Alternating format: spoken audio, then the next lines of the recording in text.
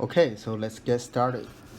So this class we're going to continue on our contents on the fundamentals of environmental engineering.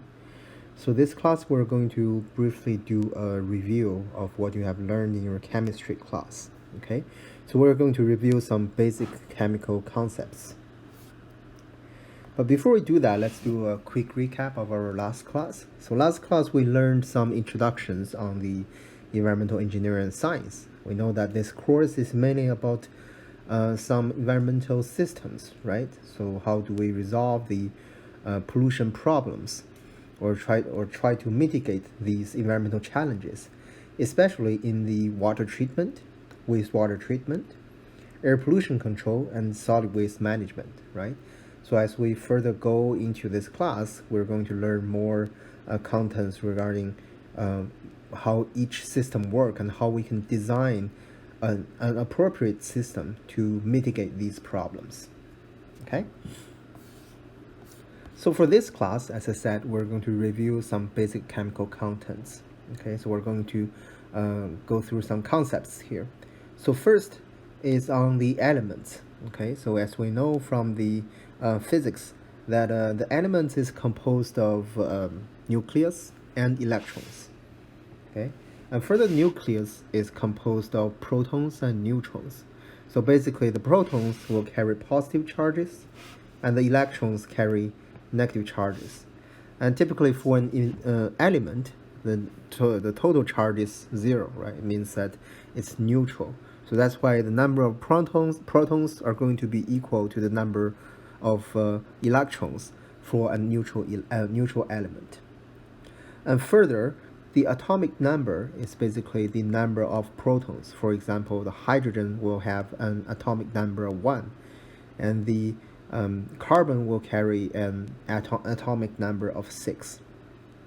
So we can basically say that the neutrons are useless in terms of charge, except increasing the weights, because for a lot of elements, for example, carbon, have many isotopes, and for each of these isotopes, the atomic number is the same, because that's the reason why we call them as carbon, because the number of protons are the same, that's exactly 6. But the number of neutrons are different for different isotopes, and that is giving the carbon different the different isotopes of carbon with different weights, or the mass number.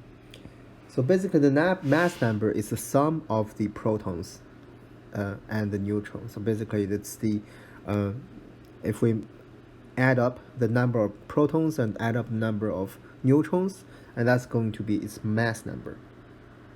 And furthermore, when we talk about the atomic weight, we're not talking about the mass number, but we're considering different isotopes. For example, carbon, you have certain amount of carbon 12, and you also have certain amount of carbon 13. So you notice that here I write the number of, or the mass number, on the left top corner, which means that this is the number of the protons adding the number of neutrons. And as we know, the number of protons for these carbon are exactly the same, right? They're 6, which means that carbon 12 has 6 neutrons, while carbon 13 have 7 neutrons. Okay? So with these fundamental information on the elements, we can basically rank them onto a table here based on their atomic number, and that is giving us the periodic table. So here in the periodic table, you can see that along each row here, the atomic number increases. It starts from 1 to the end of 103, and we should notice that there can be further more elements. It's just that they are not stable enough. Actually, it's 118, okay, on the bottom right corner here. So you can see that, as I said, the carbon has 6 protons, and that's why it has an atomic number of 6. For oxygen, it has an atomic number of 8, right? For magnesium, you have an atomic number of 12. Okay? So this is how we can find each of our elements on this periodic table.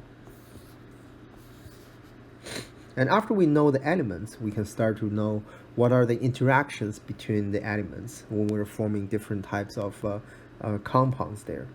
So there are different types of physical and chemical bonds. For example, for the elements, we can further differentiate them, or if they carry certain charges, we can name them as cations or anions. The cations are basically positively charged ions. For example, the sodium ion, the hydrogen ion, mercury ion, calcium ion, right? So they will carry positive charges, which is because they lost their electrons. So that is giving them, because we are losing negative ions, and that is giving them a positive charge. And in terms of the anions, basically you're adding more electrons onto these elements. For example, the chloride ion, the phosphate ion, and the sulfate ion. And you notice that there are different numbers here, right?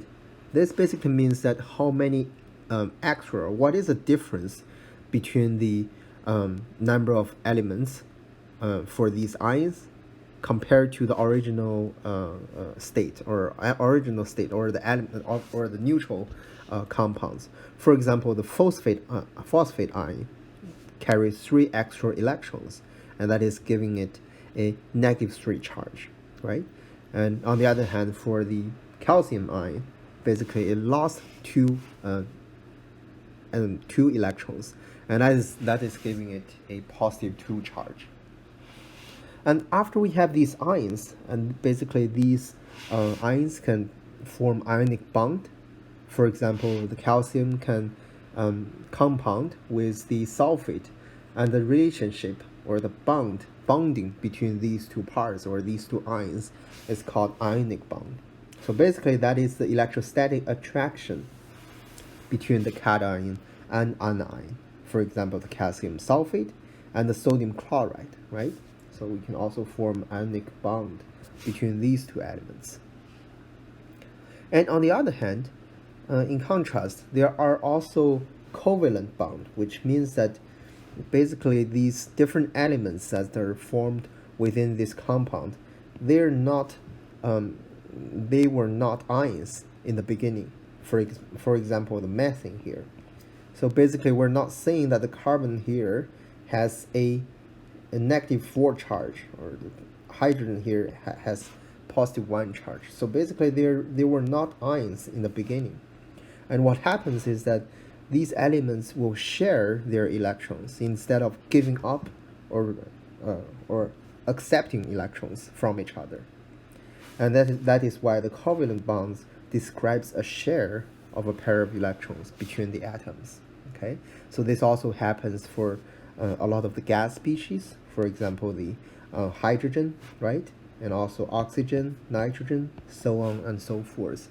So basically, in these species, the elements are sharing their electrons instead of giving up electrons from one side to the other side. And this also happens for water here. So the hydrogen and oxygen also sharing their electrons.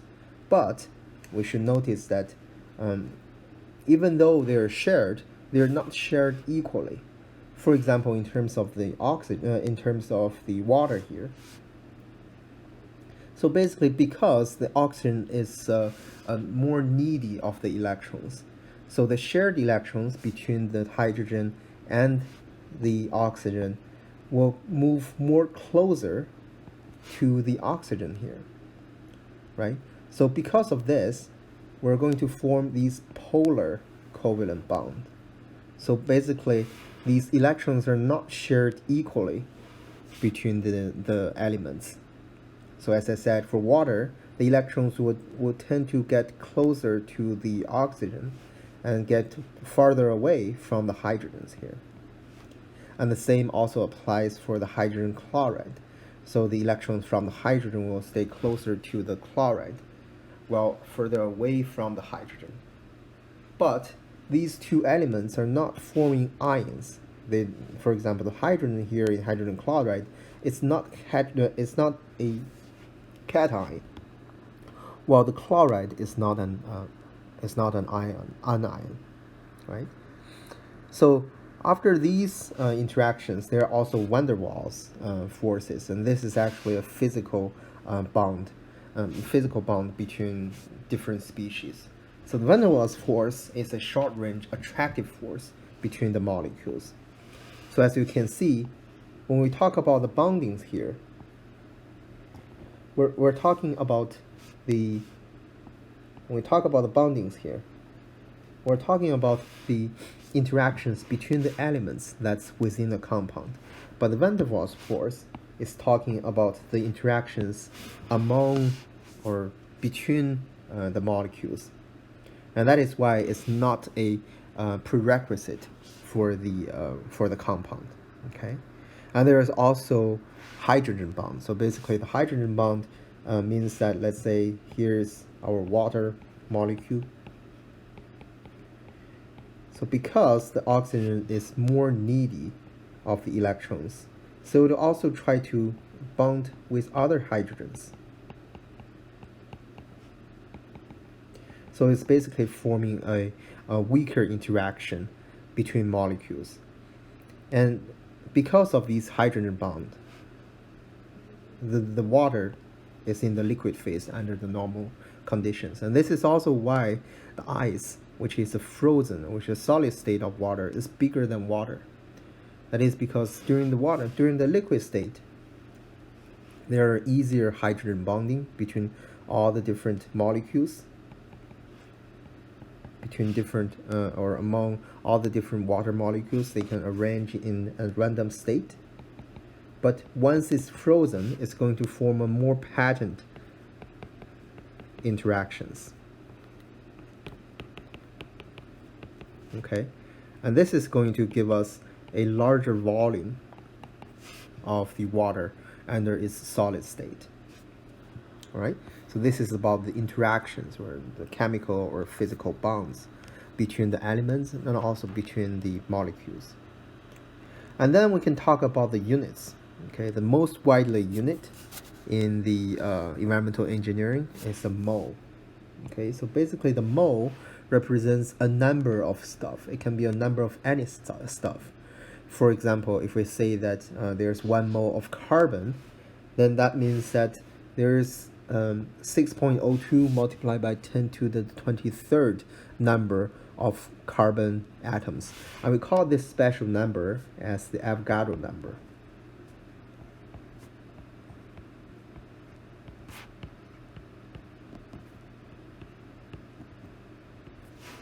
Okay, so we can use this mole to describe anything. For example, we can say that there's a mole of apples, and that purely means that there are 6.02 multiplied by 10 to the 23rd number of apples. So further, let's get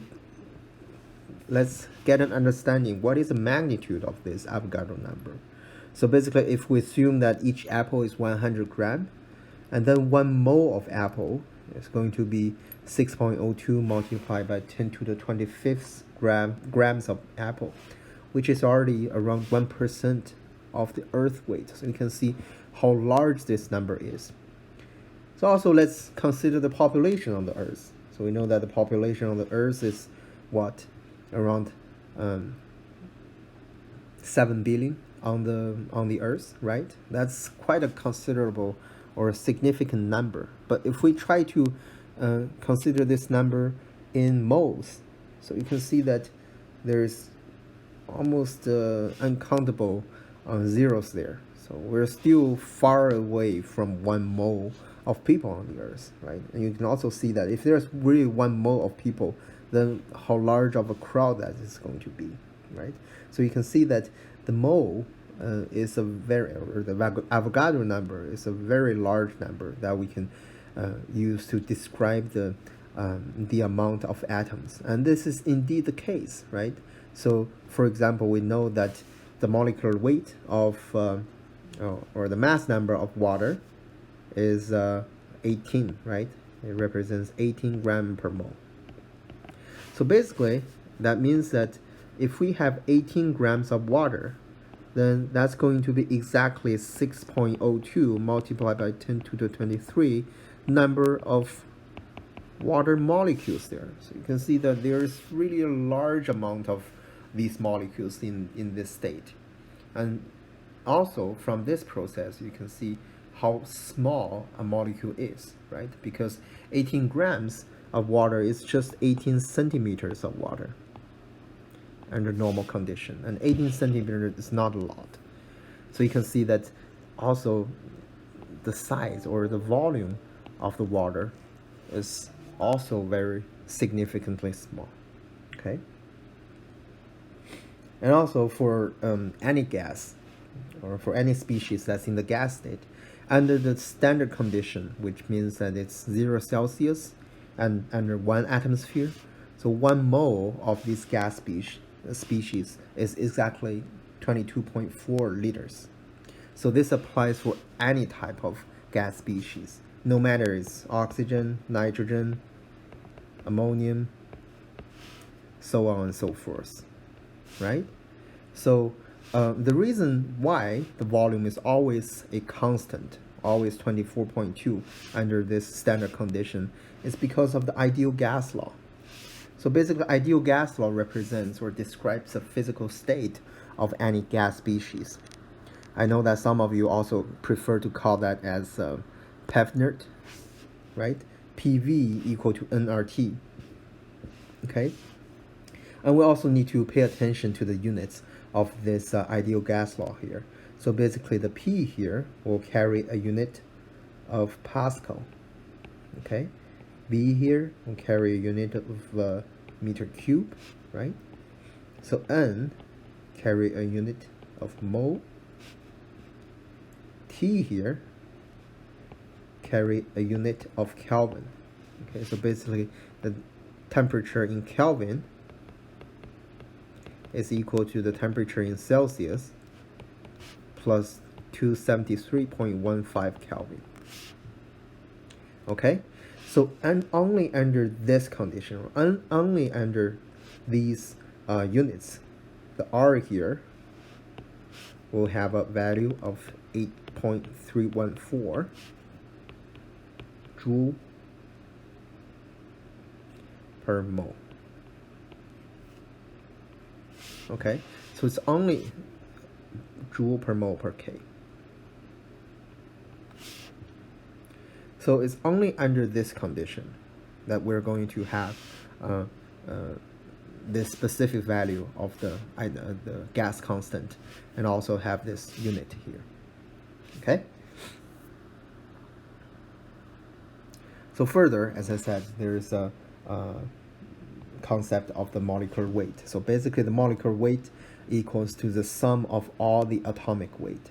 For example, we give the case for water. So for water, the atomic weight is going to be, or the sum of the atomic weight is going to be 2 multiplied by 1 plus 16, right? We're talking about the atomic weight, not the atomic number, right? So that is going to be equal to 18 gram per mole. So this is the unit of the molecular weight, okay? For carbon, 1 mole of carbon, for one mole of carbon dioxide, let's try to calculate again. Molecular weight of carbon dioxide is equal to the molecular weight of carbon, which is 12, plus there are 2 oxygens, 2 multiplied by 16. It's going to be 12 plus 32, which is equal to 44, and it's going to carry the unit of gram per mole. Okay. So we know that for apple here, 1 mole of apple is equal to 6.02 multiplied by 10 to the 25 grams. So for that reason, we can tell that the molecular weight of apple is going to be this large. And this is really a significant amount of mass there. And furthermore, we have the definition of the molarity. So the molarity means for a solution, for example, we prepare some solution there, and let's assume that this is hydrogen chloride. So what is the number of moles per liter? For example, let's assume that the volume of this solution is exactly 1 liter there. So then the molarity means that how many moles of hydrogen chloride are there in this solution. For example, if there are 5 moles, then the molarity is going to be 5 mole per liter, right? Similarly, we can have the definition of the normality. So the normality is defined as the number of equivalents per liter. And this applies when we're trying to solve or when we're trying to study the ions with more complex structures.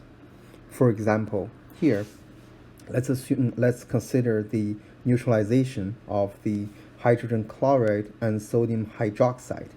Okay, so because both of these ions, both of these chemicals have a very simple structure there, so there's going to be a 1-to-1 ratio here, and that is going to give us a result that the normality is equal to molarity. And for a system that's containing the sulfuric acid and sodium hydroxide, the normality and molarity are going to have different relationships, because right now we need two moles of sodium hydroxide to neutralize 1 mole of the sulfuric acid, and this is the reason why the normality of the sodium hydroxide is going to be 2 times of the molarity. Okay. And furthermore, it's the stoichiometry. So stoichiometry means the complete reaction of all of the reactants. Well, there's no, so basically if we write out the chemical reactions, there is no net gaining or net losing of any elements. So for example, if we're trying to balance the equation or balance the reaction between the calcium bicarbonate and sulfuric acid, we know that the calcium and sulfate ion are going to have a 1-to-1 ratio, and that is going to form the calcium sulfate, right? And at the same time, the hydrogen here are going to react with the bicarbonate ions here, and that is going to give us 2 numbers of the carbonic acid, right? So this is the reason why the numbers in front of the first 3 compounds are 1, and then we're basically forming 2 moles or 2 numbers of the carbonic acid. And similarly, we can take a look at the reaction between iron and oxygen. So if the reaction is forming iron oxide or the ferric oxide, we know that for the ferric oxide, the iron here will carry a charge of +3, right? And at the same time, the oxygen here are going to carry a charge of -2. Okay, so then we need to consider what is the balance on the electrons here. So basically, if we write out the equation on the right-hand side here, so the iron are reacting with oxygen to form the ferric oxide, right? So on this side, we know that the ions here are carrying +3 charge, oxygen carrying 2 charges. Okay, so that is the reason, because the iron oxide have to be neutral, so that this is giving us 2 numbers of iron and 3 numbers of oxygen here, right? And further, we have to consider how to balance the total number of oxygen here, because on the right-hand side, the number on the oxygen is a odd number, so we need to multiply this by 2, and this is going to require 3 numbers of oxygen. And then if we look at the number of ions, we know that the number of ions are going to be 4 here. So we can also have a look at the reaction between the barium chloride and sodium sulfate. We know that because the barium have a charge of +2 and sulfate carry a charge of -2, right? So that is going to be a 1-to-1 ratio between the barium and sulfate, and this is indeed giving us 1 number of barium sulfate. Okay, and then if we look at the sodium chloride, and then that's going to give us 2 numbers of sodium chloride. So you can see that for balancing these three equations, they're quite straightforward, right? It's not taking a lot of efforts. But we have to notice that there are a number of reactions that are not very easy to balance. So let's take this reaction for example. So basically this is the reaction between the sulfate ion and the formaldehyde. And this is forming a new compound here. Okay, carbon dioxide and water. So in order to balance this equation here, then it's not very straightforward, right? Because we know that here there is a 1-to-1 ratio between the basically between the number of carbon on the left-hand side and number of carbon on the right-hand side, right? And then let's assume that the number here are all 1 for now, okay? And we also know that the number for the sulfur here should also be corresponding to each other, okay? So we can assume that the number here are both A, okay? So then let's try to calculate, or then let's try to balance this equation, because we need to not only balance all of the elements, we also need to balance the charges. You can see that charge on the left-hand side are going to be affected by both the sulfate ion and the hydrogen ion, right? But on the right-hand side, this is only affected by this ion here. So what we can do is we can build up equations. So basically, we can assume that the number before the hydrogen ion is B, since we already assumed that the number in front of the carbon are 1 here. So let's do a quick balance of both the charge and the elements. So on the left-hand side, we can see that the total charge should be minus 2A plus B, right? And on the right-hand side, it should be A. So here, please notice that I'm assuming that this is calculating the number of negative charges. So because of that, we need to consider on the right-hand side, it should be a minus A. So what this means is that the A should be equal to B, right? So now let's make some further modification here. So A is equal to B. And now we just need to balance what is the number of hydrogen, what is the number of oxygen, right? So then let's build up the relationship for the hydrogen. So let's say for the first equation, we're trying to build up the balance on the charge. And then let's try to build up the balance of the hydrogen. So on the left-hand side, we need to calculate how many numbers of hydrogen elements are there. So on the left-hand side, we have A, that's coming from the hydrogen ion. And then there are 2 hydrogen atoms in the formaldehyde compound. That's 1 multiplied by 2. And we're going to look at the number of hydrogen on the right-hand side. And you can see that this compound here is going to give us or provide us a number of hydrogens, right? And the remaining hydrogens are coming from the water. And by building up this relationship, we know that the number in front of water should be 1, 2, right? Because this is going to give us exactly the same number of hydrogen. So we have used up the equation on the hydrogen, and then now we need to look at the oxygen here, okay? Let's look at the oxygen. And then you can see that for oxygen, it's getting a little bit more complex, because for the sulfate ion, it's providing 4 number of oxygens. And we have 4A, then multiply the number of oxygen in the formaldehyde, and that should be equal to the number of oxygens on the right-hand side. And you can see that this number is actually 2, that's coming from the carbon dioxide, and 1 that's coming from water.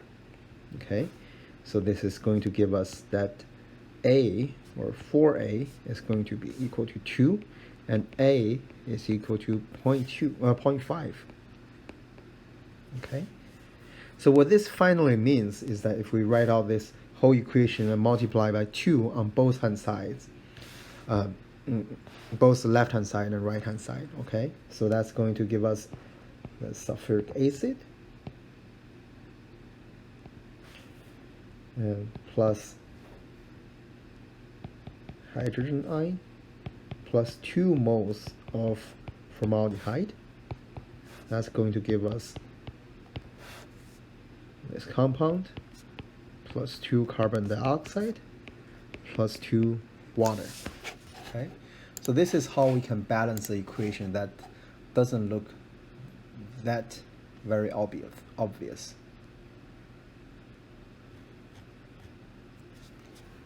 All right, so now let's look at further concepts. And other than the stoichiometry, which basically balance all of these equations, we can also categorize all of these reactions into different types. For example, there are precipitation dissolution equation, which is forming us some solids, or these solids can also get resuspended, or they can further get reacted into ions and further dissolve into the solution. Okay, for example, this this reaction is typically used for the softening of the water treatment. So basically, we want to remove these metal ions, right? For example, calcium or magnesium, and so on and so forth. So there are also equations or reactions related with the acid-base or neutralization reaction, and we have already given some examples there. So there can be reaction between the hydrogen chloride, which is acid, that's reacting with the sodium hydroxide, right? We're going to form sodium chloride, and also water here. And further, we have the definition of the pH. So pH is basically the molarity, right? So that is the number of the moles per liter, right? So it's the negative log of the molarity of hydrogen ion. We can further have a look into the definition of the pH later, okay? So there are also some complexation reactions, and this is meaning that there are the formation of a compound that's consisting several atoms, molecules, so on. For example, the mercury can react with ammonia, and then we're forming these types of complex molecules, because you see that ammonia is really not affected, right? It's not affecting the major structure of these compounds here, and it's still carrying a charge of +2, which is coming from the mercury ion here. And of course, there is oxidation reduction reaction. For example, we're forming the iron oxide from this reaction here. Okay. And further, we can go through the concepts regarding the chemical equilibrium. So the chemical equilibrium basically designates what is the final concentration of all the reactants and products during certain reactions. Okay, for example, if we have a reaction that's coming from A number of A species reacting with B number of B species, forming C number of C and D number of D, then we can define a equilibrium constant, which is defined in this form. So you can see that there are basically the powers, or the powers of the moles for each of the species. And we also need to notice that all of the units must be all in m, which is a molarity here. So because if you use different types of units, then you're going to get totally different number of the equilibrium constants. And we can also apply this concepts to the solubility. For example, let's say that we're adding 30 grams of barium sulfate, which is a solid. It doesn't have a very high solubility, okay? So we're adding this amount of barium sulfate into 1 liter of water. So what is the concentration of the barium ion? So assume that the dissociation, or the dissolution of the barium sulfate reaction has this type of form, and we have a equilibrium constant, which is Ksp, equal to 1.08 multiplied by 10 to the minus 10. Okay, so for these dissolution reactions, the equilibrium constant is just defined as the concentration of the ions. So basically, it's the product of all of the ions. Okay, so KSP is defined as the barium ion concentration multiplied by this sulfate ion concentration. And we further know that for this type of reaction, if there's 1 mole of barium ion, and there's going to be 1 mole of the sulfate ion, because they're all coming from the barium sulfate. The concentration of these two ions should be equal. And so, because of that, we're going to have the square of the barium ion concentration equal to this KSP. And further, we can basically take the square root of the of this equilibrium constant, and then we can get the concentration of the barium ion or the sulfate ion. All right. And apart from the dissolution equilibrium, there's also an equilibrium between the acid and base. For example, for any acid or for any species, they can get disassociated into a hydrogen ion and also to a negative ion. Okay, so we define this Ka as the acidity constant, which can be written in this form. And further, we can define a pKa, which is a negative log of the Ka. Okay, so we can apply this concept into water. For example, water is going to have, we can consider water as hydrogen with the hydroxide ion. Okay, so we can assume that there's a disassociation between the water between these two types of these two ions, and then we're going to define a Kw, which is, you can see that as the acidity constant of water.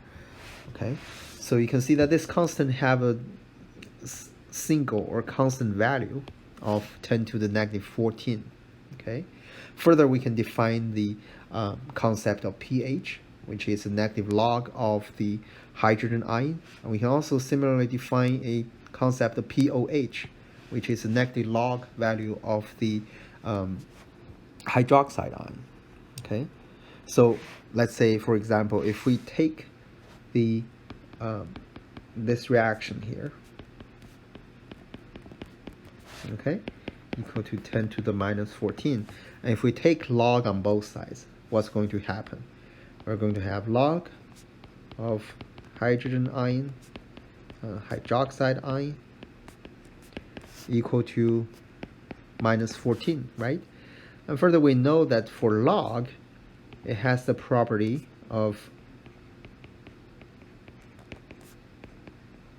so the product or the log of a product is going to be the the sum of two logs. It's negative 14. And if we further move the negative sign onto the left-hand side, okay, so that's going to basically give us pH plus pOH equal to 14, which is a relationship goes around here. Okay, so we can also have the equilibrium among gases and liquids, and this is called the Henry's gas law. So basically, the vapor pressure of certain gas is going to be proportional to the concentration of the species in the liquid. Okay, so we call this constant as the Henry's constant, and this applies for the dilute solution. So we learned about the equilibrium of the reactions. So equilibrium is not only the parameter that's describing a reaction, because equilibrium basically decides what is the final concentration of all of the products and the reactants. But how fast do these concentrations reach the final concentration? And this is decided by the chemical kinetics. Okay, so for all of different types of the reactions, we can define them into different orders. Okay, they can be in a zero order reaction. For example, let's say that the species A is converting into species B. The zeroth order means that the losing rate of A is a constant. So if we write that out in the form of a differential equation, then the concentration of A, or the decrease of the concentration of A, is going to be a constant K here. Okay? And because of that, if we do an integration of this equation, we're going to have the concentration is going to be equal. So basically you have dC equal to negative K dt. So C is going to be a constant C0 multiplied by KT. And this is going to give us the concentration for the C here. But we also need to notice that the C, or the concentration of the species A, cannot be negative, right? So there's always a range of time that works for describing the concentration of the A species. So there are also first order reactions, and most of the reactions that's happening naturally or from the industry are first order reactions. They will follow this type of rule here. And how do we solve for the concentration of A if it follows the first order reactions? And what we can do is that we can rearrange this differential equation. Let's say we have dC divided by C equal to KT. Okay? And further, if we integrate on both sides, we know that we're going to get a log C here on the left-hand side. We're also going to carry this negative sign here. It's going to be KT. You should also notice that here it should be K dt, okay, and plus a constant. C, let's assume that this is C prime, okay. So further, we can rearrange this, and as it's going to give us basically C is going to be equal to exponential of negative KT plus C prime. Okay, and we know that for the exponential calculations here, the exponential of two terms adding up together, we can separate that into exponential of negative C prime multiplied by exponential of negative KT. And then we can assume this term as C0 negative KT. Okay, you need to notice that here the sign here should be negative C prime. All right, so this is how we can obtain the concentration of C as a function of time. And if we further plot it out, you can see that this is a monotonic decrease of the concentration, and this follows the rule of the exponential decrease. And similarly, we can these reactions, they can also follow second order reaction. What second order reaction is that the decrease or the reaction rate of the species A is going to be a constant multiplied by the square of the concentration. And we can also do some rearrangements of this differential equation, and that's going to give us KT, right? And if we do an integration on both sides, then we're going to have 1 over C plus certain constant, right, is equal to KT. And this is how we can obtain the relationship here. So this is going to be the final concentration as a function of time. All right. So this describes the reaction rate, or how we can calculate the concentration of the reactants if they are following either zeroth order, first order, second order reactions. But we haven't discussed anything about the K here. So it turns out that K is a strong function of temperature. So what happens is that if the temperature increases, the K number is also going to increase, and it's going to cause an increase of the reaction rate. And typically in environmental engineering, we use this equation to describe the temperature dependence of the rate constant here. So we call this K as the rate constant. And you can also find out that if the theta, or if K1 is obtained under T1, then if the T2 is larger than T1, then the K2 is going to be K1 multiplied by this term here. Okay, and since theta is a positive number, so say theta is a number that's larger than 1, then this means that if T2 is larger than T1, we're going to have K2 larger than K1, simply because this term is larger than 1. Okay, and in environmental engineering, typically we use a value of theta equal to 1.072 to calculate the rate constant under different temperatures. And also for biological reactions, sometimes we'll use a value of 1.035 to determine the rate constants. Okay, so finally, you can see that there are really indeed a lot of basic concepts that we use in environmental engineering, and we want to quickly review all of these concepts here. Okay, so we have to know what is the atomic number. So atomic number is the number of protons, right? What is mass number? Is the sum of protons and the neutrons. So also what is ionic, or what are ionic, covalent, and hydrogen bonds. So you can see that some of them are because of the chemistry, some of them because of the physics. Okay, and what are mole, molecular weight, molarity, and normality, and also how to calculate them. For example, how many types of chemical reactions do we normally see, and what is the solubility product, what is the acidity constant. Okay, how do we calculate the final concentrations of reactants for zeroth order, first order, second order reactions, and also how does the temperature affect the reaction rate. Okay, so you can see that there are indeed quite a lot of contents, and I hope that through this process I can weaken you some of your memory regarding the chemistry there, and so we can apply this knowledge into the environmental engineering.